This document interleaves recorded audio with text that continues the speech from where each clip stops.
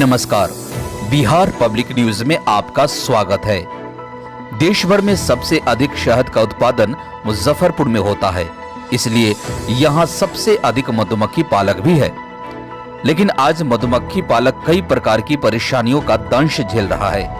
आलम यह है कि मधुमक्खी के कई बक्से इस तरह क्षतिग्रस्त हो गए हैं, जिसको देखने से आपको पता चलेगा कि इन मधुमक्खी पालकों का कितना बड़ा नुकसान हुआ है।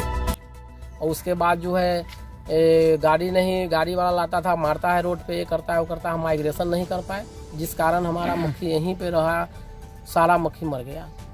हम ऑफिस दौड़ रहे हैं, डीएम के यहाँ दिए हैं, कृषि विभाग वहाँ मुसहरी में दिए हैं, कोई सुनने को तैयार नहीं है, कोई देखने को तैयार नहीं है। हमारा 10 लाख का नुकसान हो गया और हम ऑफिस दौड़ रहे हैं, भुखमरी के कगार पर हैं, हम कमा खा रहे हैं। इतना ही नहीं, जितना पैसा इस व्यवसाय में लगाया जाता है उतना मुनाफा इन पालकों को नहीं हो पाता। इसके साथ ही कई प्रकार की समस्याओं का सामना इन मधुमक्खी पालकों को करना पड़ता है।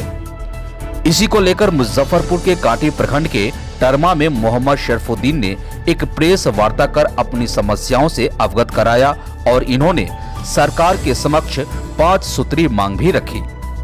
आज हम जो प्रेस वार्ता किए हैं, इसका एक बहुत बड़ा उद्देश्य है कि चूँकि हम भारतीय मधुमक्खी पालक यूनियन अध्यक्ष हैं और हमारा जो है कि इसे उद्देश्य है कि आज बिहार में मधुमक्खी पालकों का संख्या घटते जा रहा है।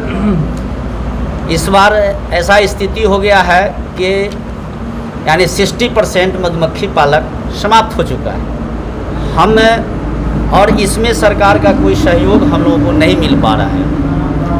कोरोना काल में सबसे ज़्यादा अगर क्षति हुआ है तो मधुमक्खियों का हुआ है, मधुमक्खी पालकों का हुआ है। जब पिछले साल मार्च में लॉकडाउन हुआ तो लॉकडाउन होने के बाद हम लोग जब मधुमक्खियाँ लेकर के यहाँ से मुजफ्फरपुर से कहीं अन्यंत्र ज़िले में जाते थे तो पुलिस मारपीट करती थी और उसके बाद जो है कि से वो मधुमक्खी ख़त्म हो जाता था, क्योंकि हम लोग ले नहीं जा पाए।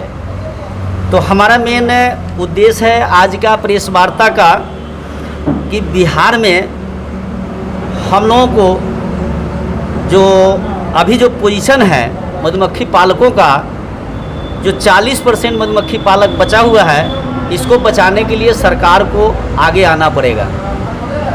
दूसरा नंबर बात यह है कि जिस तरह से किसानों के फसलों का एमएसपी तय किया जाता है, उस तरह से शहद का भी एमएसपी तय की जाए।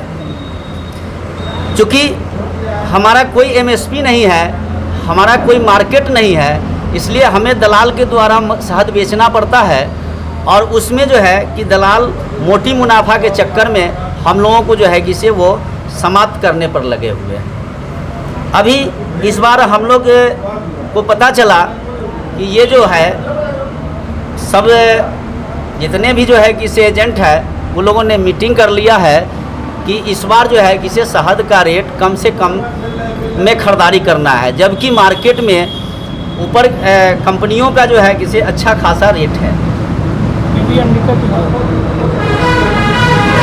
कंपनियों का अच्छा खासा रेट है और इस पर इन लोगों ने जो है कि से एक ऐसा पोजीशन लगा दिया है, एक बाउंड आपस में लगाया है कि 130-35 से जो ज़्यादा खरीदारी करता है उसको हम जो है कि जुर्माना करेंगे। और पालक के पास ये स्थिति हो गया है कि इस बार जो है कि जहाँ पर 4 टीना निकलता था वहाँ जो 1 टीना निकला है, यानी कि 1/4 शहद का उत्पादन हुआ है और खर्च जो है कि इसे 3 गुना बढ़ गया है। तो हम लोग चाहते हैं कि हमारा शहद का रेट सरकार जो है कि 150 से 55 का रेट कम से कम तय करे या फिर कंपनी तय करे, जो हमारे यहाँ से उठाव हो। इसके लिए हम सरकार से मांग करते हैं। दूसरा है कि हम जब माइग्रेशन करते हैं, पूरे भारत में माइग्रेशन करते हैं, तो जब माइग्रेशन करते हैं उसमें कहीं पर कोई गाड़ी एक्सीडेंट कर जाती है, उसमें मेरा मधुमक्खी पालक डैमेज हो जाता है, यानी एक्सीडेंट में मारा जाता है, उसे सरकार से कोई लाभ नहीं मिलता है। तो हम चाहते हैं कि हमारे मधुमक्खियों का बॉक्स का और मधुमक्खी पालकों का सरकार इंश्योरेंस करे।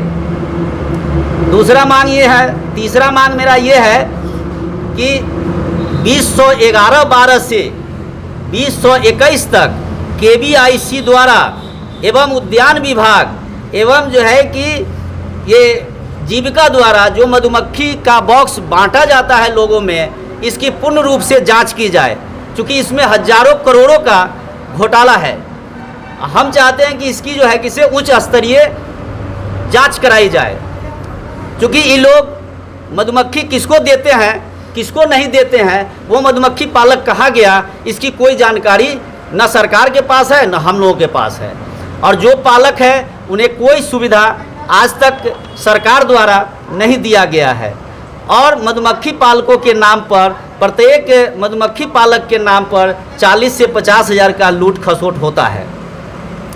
इसके संदर्भ में हम सरकार से मांग करते हैं कि इसकी उच्च स्तरीय जांच कराई जाए।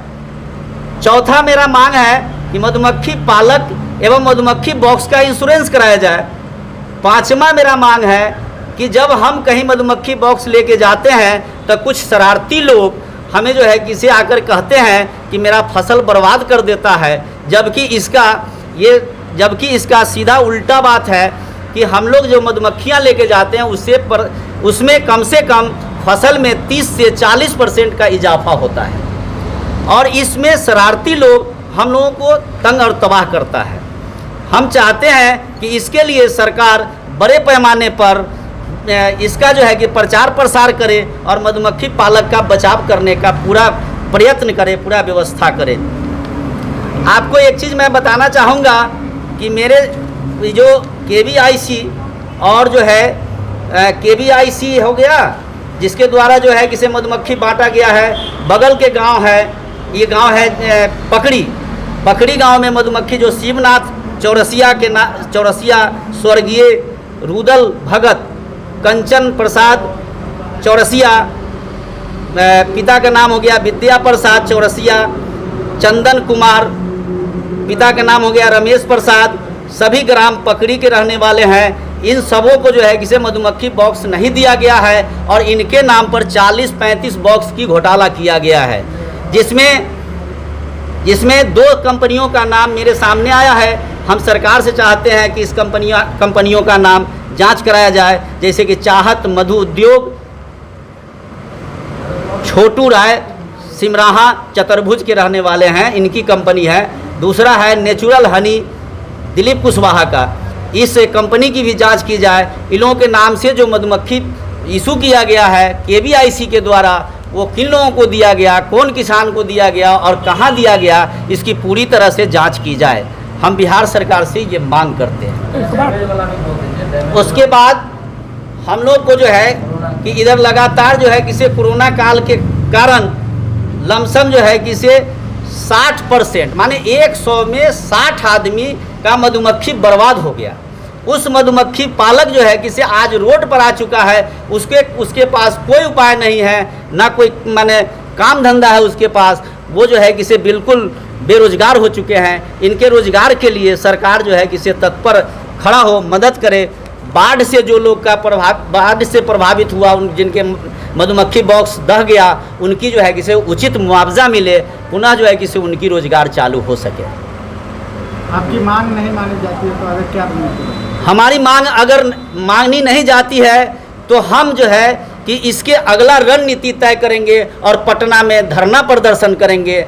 और धरना प्रदर्शन के माध्यम से हम सरकार को ये बता देना चाहेंगे कि अगर सरकार नहीं मानी तो हम लोग धरना प्रदर्शन के बाद भूख हड़ताल भी करेंगे। लगभग कितना रुपया का अभी लॉकडाउन में क्षति हुआ? प्रत्येक पालक पर कम से कम 4 से 5 लाख रुपया एक पालक का नुकसान हुआ है। 4 से 5 लाख एक पालक का नुकसान हुआ है। यानी हम समझते हैं कि लमसम 10,000 करोड़ रुपया मुजफ्फरपुर में, बिहार के मुजफ्फरपुर ज़िले में बर्बाद हुआ है लोगों का, मधुमक्खी पालकों का। आज ये रोड पर आ गए हुए हैं, इनके पास कोई विकल्प नहीं है। कि ये क्या करेंगे। अभी क्या करते हैं अभी आप लोग? अभी जो मधुमक्खी जिनके पास नहीं है, छोटा मोटा मजदूरी अगर कर लेते हैं जिससे अपना परिवार चलाते हैं, जिनके पास ना है वो भी जो है किसी अपना जैसे तैसे जो है किसी जी लेते हैं। लेकिन ये लोग भी ऑफिस के चक्कर लगाते हैं। एक हमने जो है किसी पिछले बार बाढ़ पीड़ित के लिए जो हमने धरना प्रदर्शन किया था जिला में, उसका कागज़ गायब कर दिया गया। और मिली भगत के अभी लोग ऐसे मिली भगत लोग हैं कि पता नहीं चलता है कि हम लोगों का कागज़ क्यों गायब हो जाता है।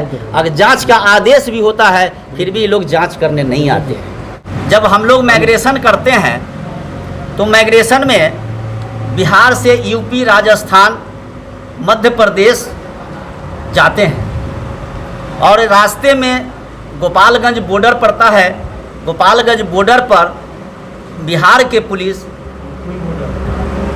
हाँ गोपालगंज बॉर्डर बोलते हैं, गोपालगंज बॉर्डर पर बिहार के पुलिस हम लोगों को काफ़ी परेशान करता है, मारपीट भी कर देता है, पैसा मांगता है, पैसा नहीं देने पर मारपीट करता है और इसको जो है किसी तरह से पैसा उसके पॉकेट से भी छीन लेता है पैसा नहीं देने पर। तो इसलिए हम बिहार सरकार से ये भी मांग करते हैं कि पुलिसिया तांडव बंद करे, वरना इसके लिए हम लोग बहुत भारी से भारी आंदोलन करेंगे।